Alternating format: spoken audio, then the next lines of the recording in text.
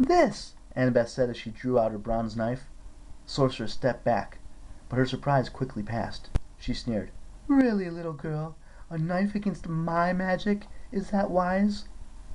Circe looked back at her attendants, who smiled. They raised their hands as if preparing to cast a spell. Run! I wanted to tell Annabeth, but all I could make were rodent noises.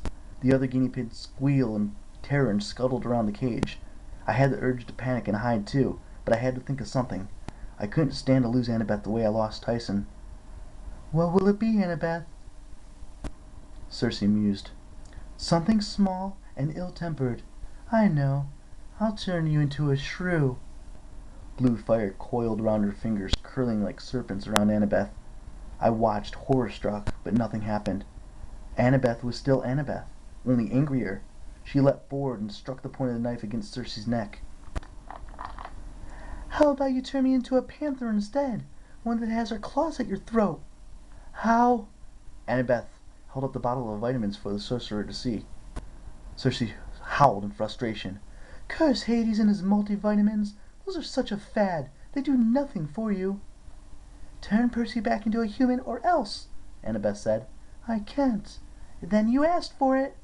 Circe's attendant stepped forward, but their mistress said, Get back. She's immune to magic until that cursed vitamin wears off.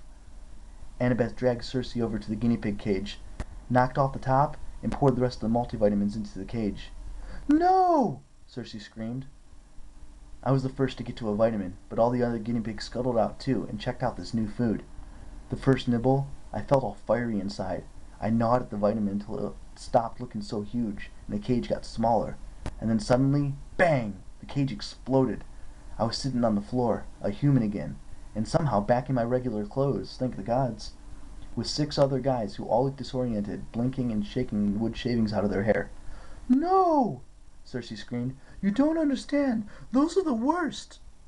One of the men stood up, a huge guy with a long, tangled, pitch-black beard and teeth the same color.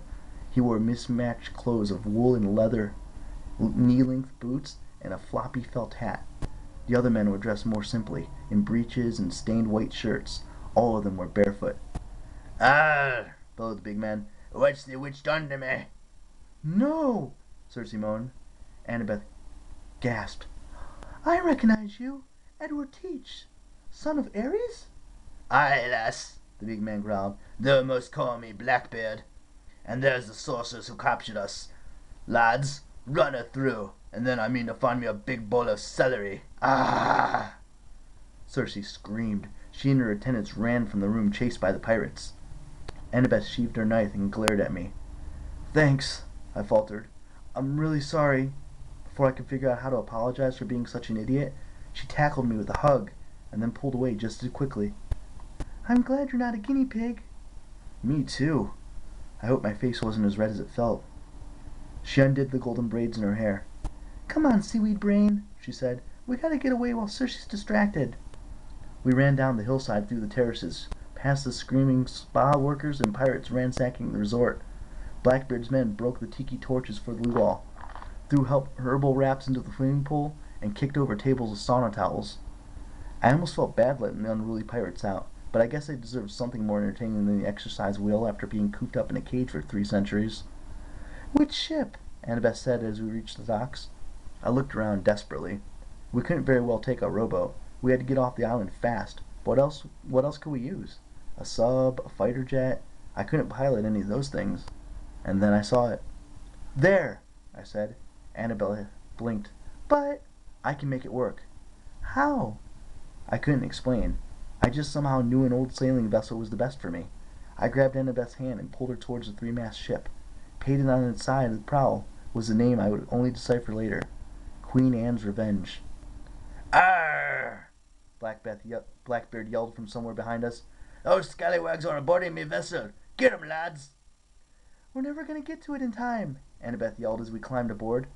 I looked around the hopeless maze of sails and ropes. The ship was in great condition for a 300-year-old vessel, but it would still take a crew of several hours to get underway, and we didn't have several hours. I could see the pirates running down the stairs, waving tiki torches and sticks of celery.